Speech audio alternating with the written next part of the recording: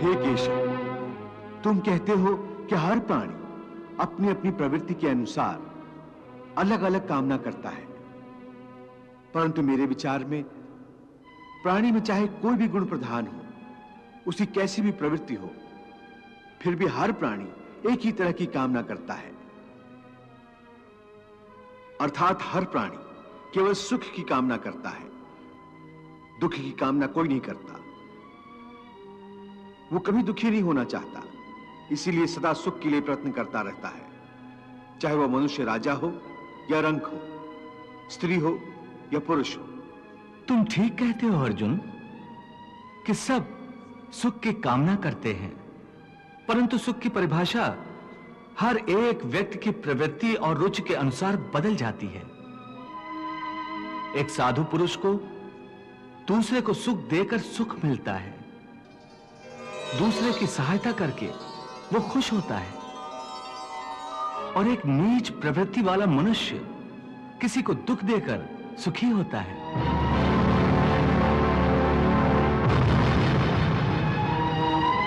दूसरा सुखी हो तो उसे दुख होता है। इसके लिए सुख और दुख की परिभाषा अपनी अपनी प्रवृत्ति और रुचि के अनुसार हर प्राणी के लिए अलग अलग है। हे पार्थ, जो कर्मयोगी होते हैं वो आसक्ति छोड़कर कर्म की सफलता और विफलता में समबुद्धि से काम लेकर योग द्वारा परमात्मा पर आस्था रखकर कर्म करते हैं। इसे ही समत्व योगा कहते हैं।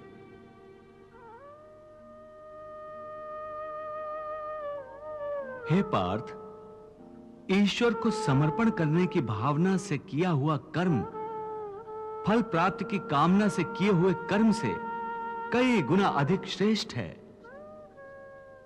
ज्ञानी पुरुष कर्म फल की आशा किए बिना समबुद्धि योग द्वारा कर्म करते हैं और पाप पुण्य आदि भावनाओं से मुक्ति पाते हैं। पार्थ, तुम भी ऐसी भावनाओं से मुक्त हो जाओगे जब तुम समबुद्धि कर्म का आचरण करोगे। योगस्था कुरु कर्माणि संगम त्यक्त्वा धनंजय सिद्धि असिद्ध्यो समो भूत्वा समत्वम योग उच्यते। पार्थ, एक बात ध्यान में रखो, फल की वासना से फल पर ही दृष्टि रखकर कर्म करने वाला सकाम मनुष्य उत्तम कर्म करने पर भी कर्मयोगी नहीं हो सकता। ऐसे मनुष्य को ख्याति आदि लाभ प्राप्त हो सकते हैं, किंतु उसे परमात्मा और शांति प्राप्त नहीं हो सकती।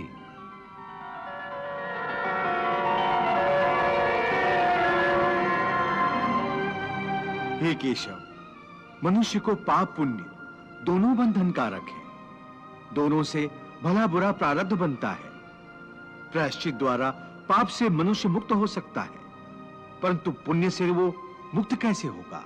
हे अर्जुन, पाप पुण्य, सुख दुख, यश अपयश आदि भावनाएं साधारण मनुष्य के लिए हैं, परंतु जो कर्मयोगी होते हैं वो इन भावनाओं से मुक्त होते हैं, आलिप्त होते हैं।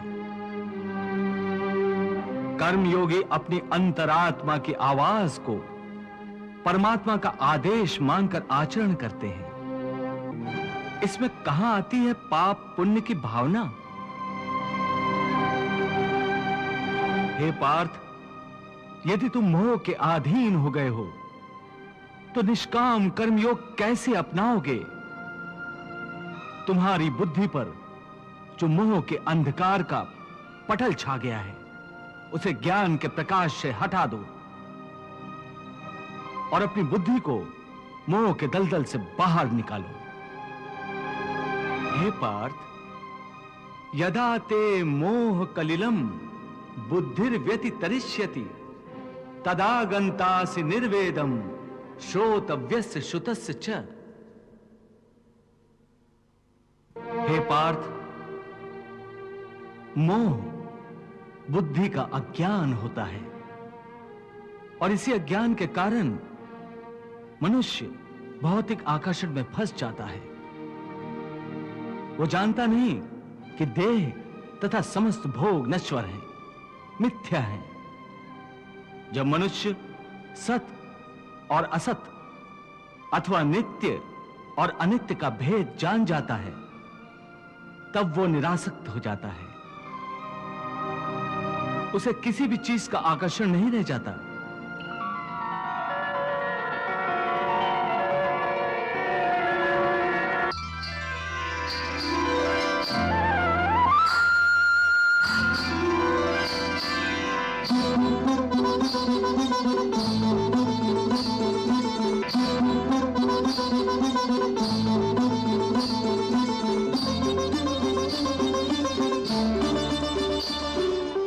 इसका दूसरा अर्थ है मोह का त्याग करना, तथा मोह का लोप होने पर मनुष्य किसी भी प्रकार से किसी भी वस्तु की ओर आकर्षित नहीं होता।